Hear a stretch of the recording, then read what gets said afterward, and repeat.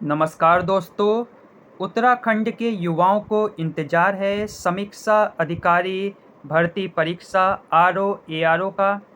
उप निरीक्षक पुलिस अग्निशमन अधिकारी भर्ती परीक्षा का। श्रेष्ठ वैज्ञानिक सहायक विधि विज्ञान प्रयोगशाला परीक्षा का। पीसीएस परीक्षा 2023 का। लोअर पीसीएस परीक्षा 2023 का। सफाई निरीक्षक भर्ती परीक्षा 2023 का। वन क्षेत्राधिकारी परीक्षा 2023 का। अपर निजी सचिव परीक्षा 2023 का। राजस्व निरीक्षक भर्ती 2023 का और व्यवस्था अधिकारी परीक्षा 2023 का।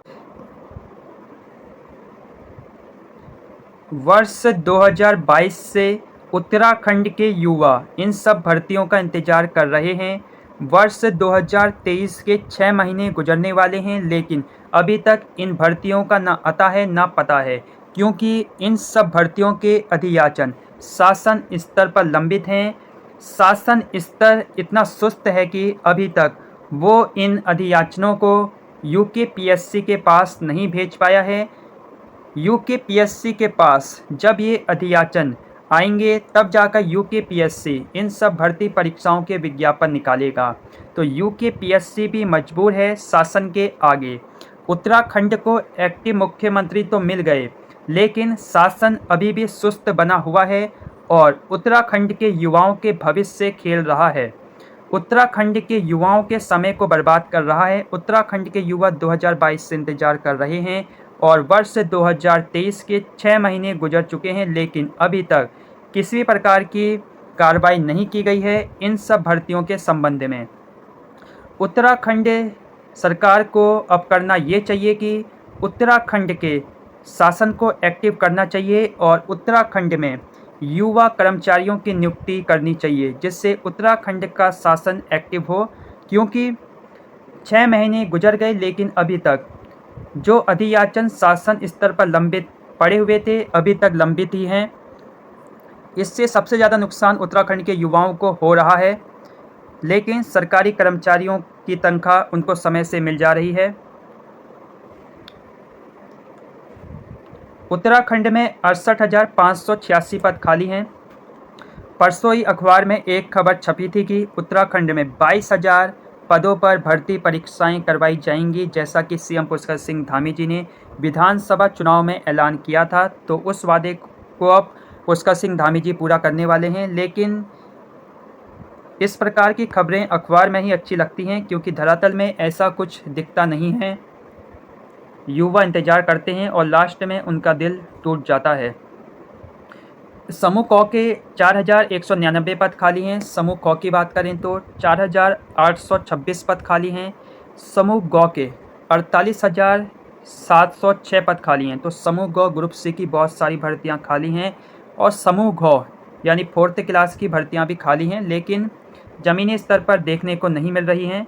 10,855 पद खाली हैं। इनके विज्ञापन कब आएंगे, इसका जवाब भी शासन को देना चाहिए। तो उत्तराखंड में बम्पर पद खाली हैं, लेकिन उत्तराखंड शासन की सुस्ती के कारण इन पदों पर अभी तक किसी भी प्रकार का काम नहीं हो पा रहा है। उत्तराखंड में 68,000 पद यहाँ खाली बताए जा रहे हैं, लेकिन शासन स्तर पर अधियाचन लंबित हैं। लोक सेवा आयोग को अधियाचन नहीं मिल पाए हैं। शासन और विभागीय अधिकारियों की सुस्ती का ही ये नतीजा है कि उत्तराखंड के युवाओं का समय खराब हो रहा है। 6 महीने का समय बीत जाने के बाद भी लोक सेवा आयोग को अधियाचन वापस नहीं आए हैं शासन स्तर से, जो कि संशोधित होने गए थे, जिसके चलते अब आयोग के पास कोई भर्ती प्रस्ताव नहीं है जिसकी परीक्षा करवाई जा सके। फाइलें फाँक रही हैं धूल, अधियाचन की दरकार। तो अभी तक यूकेपीएससी को अधियाचन नहीं पहुंचा है संशोधित होकर, और उत्तराखंड का युवा यह इंतजार कर रहा है भर्ती परीक्षाओं के विज्ञापन का। तो कब आएंगे यूकेपीएससी के पास विज्ञापन, ये सबसे बड़ा सवाल है। और वहीं उत्तराखंड अधीनस्थ सेवा चयन आयोग के पास भी अभी कोई खास भर्ती नहीं है। 9 तारीख को वीडियो का एग्ज़ाम है और उसके बाद उत्तराखंड के युवाओं को इंतज़ार रहेगा यूकेपीएससी की तरफ से भर्तियों का। अब देखने वाली बात होगी किस प्रकार की भर्तियां आती हैं आने वाले समय में? एक रिपोर्ट के अनुसार उत्तराखंड अधीन सेवा चयन आयोग पिछले 1 साल से खाली बैठा है, यानी जून के बाद दोनों आयोग सरकार के लिए सफ़ेद हाथी बन जाएंगे।